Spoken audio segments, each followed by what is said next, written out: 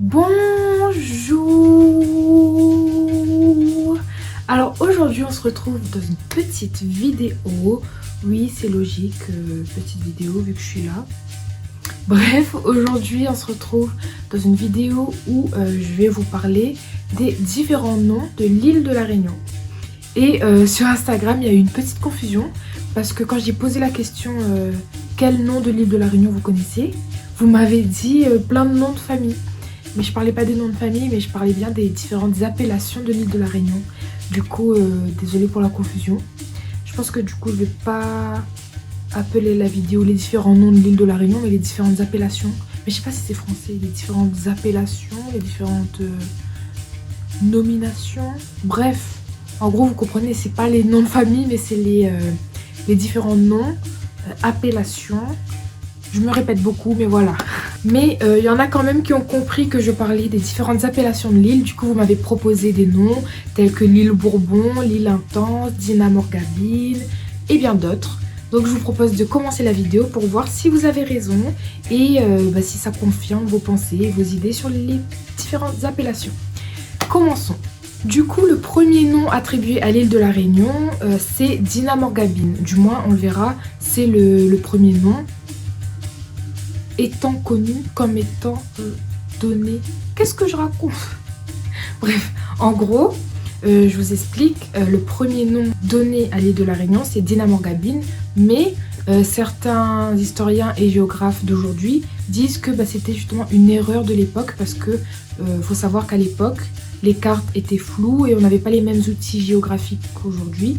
Donc on dit que le premier nom c'était Dinamorgabine, mais on n'est pas sûr. Du coup, pour revenir sur le nom Dinamorgabine, dans mes recherches, j'ai vu que ça s'écrivait Dinamorgabine avec un M et non pas Dinamorgabine. Mais en vrai, aujourd'hui, je pense que les deux se disent Dinamorgabine, Bim. Je pense que les deux se disent. Et en vrai, quand on fait appel, quand on pose les questions aux gens, le plus souvent, on connaît le nom Dinamorgabine avec un N et pas avec un M. Mais bref, du coup, ce premier nom a été donné en 1153 par les Arabes, plus particulièrement par un géographe prénommé Al-Sharif El-Edressi. Je lis parce que j'ai peur de mal prononcer et je pense que j'ai mal prononcé même si j'ai lu.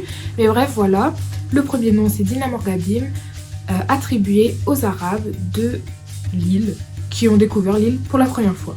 Et du coup, comme je vous disais, tout le monde dit que c'est la première appellation de l'île, mais des géographes actuels, des géographes d'aujourd'hui, disent que c'était une erreur de l'époque et que les cartes étaient mal calibrées. On n'avait pas la possibilité de vérifier si c'était vrai. Donc, c'est potentiellement une erreur et c'est peut-être pas le premier nom de l'île parce que les géographes disent que Dinamorgabine ça représentait une autre île, comme par exemple l'île Maurice ou une autre île, mais pas l'île de la Réunion. Mais dans le doute, tout le monde dit que c'est Dinamorgabine, donc c'est resté Dinamorgabine. Mais encore une fois, on n'est pas sûr. Et aujourd'hui, vous avez peut-être déjà entendu ce nom, Dinamorgabine, parce qu'il y a un hôtel de l'Ouest qui s'appelle Dinamorgabine, en référence justement à la première appellation de l'île de la Réunion. Le deuxième prénom de l'île, ça va être Santa Apollonia en 1507, et ce nom est attribué aux Portugais. Ensuite, le troisième nom est attribué aux Anglais, ça va être le Pearl Island. Waouh, quel accent magnifique! En fait, ce nom va être donné au XVIIe siècle par les Anglais. Et le Pearl Island, ça va être un bateau justement des Anglais qui ont débarqué sur l'île. Et en référence à ce bateau, ils vont appeler l'île Pearl Island. Puis le quatrième nom, encore une fois attribué aux Anglais. En 1613, les Anglais vont appeler l'île England Forests. Magnifique accent, toujours. England Forests, en référence notamment à la végétation très ardente. Comment dire? Pas ardente. Très... J'ai écrit le mot, attendez, je regarde. Très luxuriante. Alors qu'est-ce que j'ai dit avant? Il n'y avait aucun rapport. Mais bref, les Anglais décident d'appeler l'île de la Réunion... Il y a quelqu'un qui crie. England Forest parce que en référence à la végétation très luxuriante. Ça fait très capoti, luxuriante. C'est très luxuriante. J'arrête, c'est bon. Et on verra par la suite que les Anglais et les Français vont se chamailler la route des Indes. Et il y aura beaucoup de conflits en rapport avec la route des Indes, notamment la route maritime. Quand je dis route, c'est pas route, mais vous comprenez, le chemin maritime. Je sais pas, je suis pas géographe, je sais pas qualifier tout ça, mais vous comprenez. Et il y aura beaucoup d'affrontements entre les Français et les Anglais, notamment pour la conquête des voies maritimes. Voilà, c'est les voies maritimes, voilà, pas les routes. Mais Kenza, les routes, s'il vous plaît. Bref. Ensuite, en 1638, les Français vont arriver à l'île de la Réunion et ils vont l'appeler Mascarin. Et Mascarin, comme vous le savez, aujourd'hui, c'est l'un des plus grands chocolatiers de l'île de la Réunion. Et en fait, en 1638, quand les Français vont donner le nom de Mascarin à l'île de la Réunion, ils vont pas occuper l'île, ils vont rester à Madagascar. Parce que oui, il faut savoir qu'en 1638, il y a des Français à Madagascar, mais ils vont juste s'accaparer l'île, mais ils vont pas l'occuper. Et ils vont juste donner un nom, Mascarin. Et à titre d'information, le mascarin était aussi un oiseau endémique de l'île de la Réunion qui a aujourd'hui malheureusement disparu. Et cet oiseau faisait partie de la catégorie des perroquets. Et je vous mettrai un lien en barre de description qui décrit l'oiseau, qui vous parle un petit peu de l'histoire de l'oiseau. Mais voilà, c'est drôle de se dire que le nom de l'île était le nom d'un oiseau. Et aujourd'hui, comme je vous le disais, Mascarin, c'est une entreprise réputée pour son chocolat, mais pas que. Je disais pas que pour le chocolat parce qu'au début, il faut savoir que Mascarin était connu pour sa fabrication de sirop. Et au début, elle s'appelait pas Mascarin, mais le nom de Mascarin, c'était Soraco. Du coup, l'entreprise Mascarin, autrefois appelée Soraco, voit le jour en 1966. Et c'est dans les années 1970 qu'elle est reconnue comme la première fabrication de sirop de l'île. Ensuite, en 1992, Mascarin va sortir sa première gamme de rhum. Encore une fois, ça s'appelle pas Mascarin encore à l'époque, mais Soraco. Et c'est seulement en 2000 que le nom Soraco va être remplacé par Mascarin, le nom qu'on connaît tous aujourd'hui. Et j'ai sauté une étape très importante, c'est en 1994 qu'elle va commencer sa fabrication de chocolat. Et c'est à partir de là qu'elle va commencer à être connue pour faire le chocolat également. Voilà un petit peu pour Mascarin. Je vous mettrai également l'histoire en barre d'infos. Sur leur site, il y a l'histoire détaillée bien comme il faut. J'ai juste repris les étapes sur leur site, mais je vous laisserai aller voir de vous-même. Ensuite, le 6e nom a été donné en 1649 et ça va être l'île Bourbon. Et il faut savoir que le nom Bourbon a été donné en référence à une dynastie qui gouvernait la France à cette époque. C'était la dynastie des Bourbons.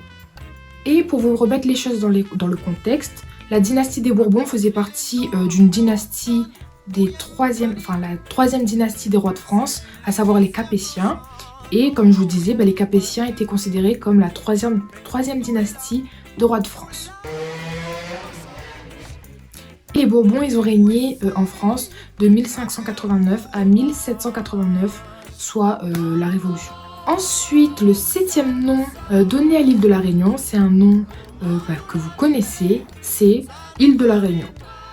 Et ce nom a été attribué en 1793 en référence à la réunion des États fédérés marseillais et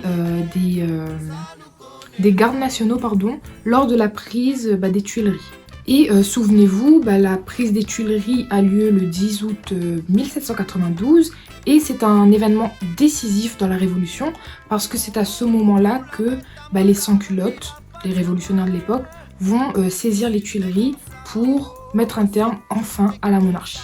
Ensuite, si vous pensez que c'est fini, l'île de la Réunion va rester l'île de la Réunion comme ça dès 1793, c'est faux, parce qu'un 8e nom est donné à l'île de la Réunion et ça va être l'île Bonaparte en 1806 et ce nom est attribué au général de Caen.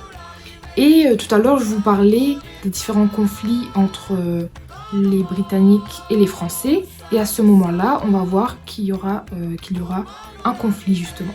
En effet, les Français et les Anglais vont se disputer les voies maritimes et à ce moment-là, les Anglais, pour prouver leur position de force, vont mettre en place une opération qui consiste à la prise ou à la capture de l'île et de plusieurs îles coloniales de France, justement. Et enfin, le dernier nom, c'est Îles of Bourbon. Je sais pas s'il faut mettre l'accent. Ce nom a été attribué en 1848. J'ai pas trouvé plus d'infos sur ce nom. Je sais pas si c'est une référence aux Anglais, mais Îles of Bourbon, je pense que c'est anglais. Et voilà. Mais alors vous allez me demander, comme c'était le dernier nom, Îles of Bourbon, comment l'île de la Réunion a fait pour récupérer son nom? Et bien tout simplement, avec l'abolition de l'esclavage en 1848, la même année de Îles of Bourbon, le 20 décembre 1848, bon heureusement que la moto m'a coupé parce que c'est pas 1948 mais bien 1848, l'île de la Réunion va reprendre son nom révolutionnaire, à savoir l'île de la Réunion. Souvenez-vous, son nom révolutionnaire en 1793 avec Bonaparte, c'était l'île de la Réunion. Et en 1848, elle reprend ce nom justement. Et un événement très important a lieu en 1848, je vous l'ai déjà cité, c'est l'abolition de l'esclavage qui va vraiment s'appliquer à l'île de la Réunion. Enfin, nommée île de la Réunion pour toujours. Voilà.